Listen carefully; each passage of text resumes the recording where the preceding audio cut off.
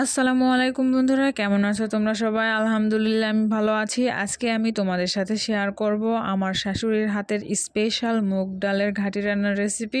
তো বাজার থেকে আমাদের এই ব্রিকেট মাছটা কিনে নিয়ে আসছিল। তো এই মাছের প্রথমে আমি আঁশগুলোকে ছাড়িয়ে নিয়েছি, এইবারে মাছটা কাটাকাটি করে নিয়েছি।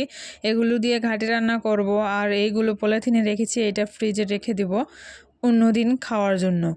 তো যাই হোক, প্রথমে আমি একটা কড়াইতে মুগ ডালগুলো দিয়ে দিচ্ছি, দিয়ে দেওয়ার পরে হালকা একটু ভেজে নিচ্ছি। পুরো রেসিপিটা ভালোভাবে জানতে হলে ভিডিওটা কিন্তু স্কিপ করা যাবে না, একদমই পুরোটা দেখে নিও। আর অবশ্যই একটা লাইক দিবে, তোমাদের একটা লাইক আমাকে অনেক বেশি ইন্সপায়ার করে। তোমরা যারা আমার চ্যানেলে নতুন ভিডিও দেখছো তারা সাবস্ক্রাইব করে পাশেই থাকবে এবং বেল আইকনটিতে ক্লিক করবে, যাতে আমার পরবর্তী ভিডিও আপলোড হওয়ার সাথে সাথেই তোমাদের কাছে নোটিফিকেশন চলে যায়। তো এই তো আমি মুগ ডালটা ভাজার পরে ভালোভাবে ধুয়ে ওইটা প্রেসার কুকারে দিয়ে দিয়েছিলাম। পরিমাণ মতো পানি দিয়ে 4টি সিজ দিয়ে নিয়েছি। তারপরে এখানে কাঁচামরিচ, পেঁয়াজ আর রসুন নিয়েছি। এবার একটা কড়াইতে পরিমাণ মতো সয়াবিন তেল দিয়ে দিচ্ছি। তেলটা দেওয়ার পরে ওখানে কাঁচামরিচ আর পেঁয়াজগুলো দিয়ে দিচ্ছি। তারপরে নেড়ে নেড়ে দিচ্ছি এবং হালকা ভেজে নেব, একদমই ভালোভাবে ভেজে নিচ্ছি না আমি এখানে, কারণ মাছের সাথে পেঁয়াজ কাঁচামরিচ এগুলো কষাতে হবে।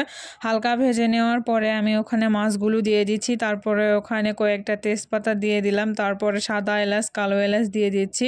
তারপরে এখানে লবঙ্গ এবং গোলমরিচ দিয়ে দিচ্ছি কয়েকটা। এরপরে আমি এখানে দিয়ে দিব পরিমাণ মতো মশলা বাটা। আর হ্যাঁ, মশলাটা কিন্তু আমি এখানে বেশি ব্যবহার করছি, ঘাটি রান্নাতে কিন্তু মশলা একটু বেশি ব্যবহার করলে ভালো হয়। তো তারপরে আমি ওখানে পরিমাণ মতো লবণ দিয়েছি এবং গরম মশলার গুঁড়ো দিয়ে দিলাম। এখানে এই গরম মশলার গুঁড়োতে রয়েছে সাদা এলাচ, কালো এলাচ এবং দারুচিনি। তারপরে আমি ওখানে দিয়ে দিলাম পরিমাণ মতো গুঁড়া মরিচ। এরপরে আমি ওখানে দিয়ে দিলাম অল্প একটু পানি, দিয়ে মাছটাকে একটু কষাবো।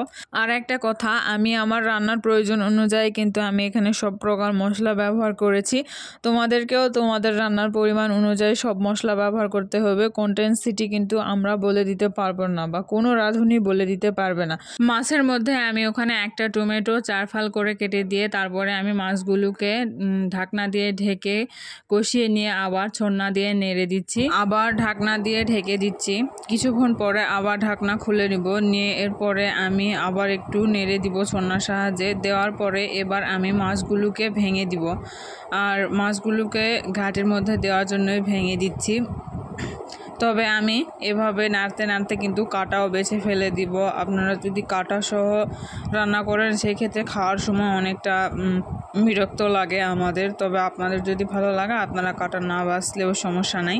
তো দেখতেই পাচ্ছেন আমি মাছগুলো ভেঙে দিয়ে মাছগুলোকে ভালোভাবে কষিয়ে নিয়েছি। এই পর্যায়ে এখানে আমি মুগের ডালগুলো সিদ্ধ করে রেখেছিলাম প্রেসার কুকারে, ওই ডালগুলো এখানে দিয়ে দেওয়ার পরে আমি পানি দিয়ে দিচ্ছি। আমার যতটুকু পানি লাগবে ততটুকু পানি দিয়ে আমি প্রথমে কষিয়ে নিব। তারপরে এভাবে নেড়ে চেড়ে ভালোভাবে মিক্স করে নিচ্ছি। নেওয়ার পরে এটাকে ভালোভাবে বলক তুলে কষিয়ে নিব। এরপরে আমি আবার এখানে পানি ইউজ করব। তবে এটা ভালোভাবে কষিয়ে যখন ভালোভাবে বলক আসবে তখন ওই পর্যায়ে ওখানে পানি দিয়ে দিবেন। তারপরে আমি এখানে পরিমাণ মতো পানি দিয়ে দিচ্ছি। আর হ্যাঁ, পরবর্তীতে কিন্তু আর পানি ব্যবহার করব না, সেই অনুযায়ী আমি ওখানে পানি দিয়ে দিয়েছি। পানি দেওয়ার পরে আমি আবারও কষিয়ে নিয়েছি। দেখতেই পাচ্ছ যে এরকম বলক যখন আসবে তখনই তোমাদের রান্নাটা কমপ্লিট হয়ে যাবে। তো আমাদের রান্নাটাও কমপ্লিট হয়ে গিয়েছে। এই পর্যায়ে আমি এখানে উপর দিয়ে ভাজা জিরের গুঁড়ো দিয়ে দিচ্ছি, এতে করে ঘাটির ফ্লেভারও ভালো আসবে এবং খেতেও স্বাদ লাগবে। তো আজকের রেসিপিটা এখানে শেষ করছি। যদি তোমাদের কাছে আমার ভিডিওটা ভালো লাগে অবশ্যই আমার চ্যানেলটি সাবস্ক্রাইব করবে, আর ভিডিওতে একটা লাইক, কমেন্ট, শেয়ার করতে ভুলবে না। তো এবার এই যে আমি ঘাটিটা বেড়ে নিচ্ছি, আর দেখতেই পাচ্ছ তোমরা যে কত সুন্দর একটা কালার এসেছে ঘাটিটার। আমার শাশুড়ির হাতের সব রান্নায় আমার কাছে অনেক ভালো লাগে।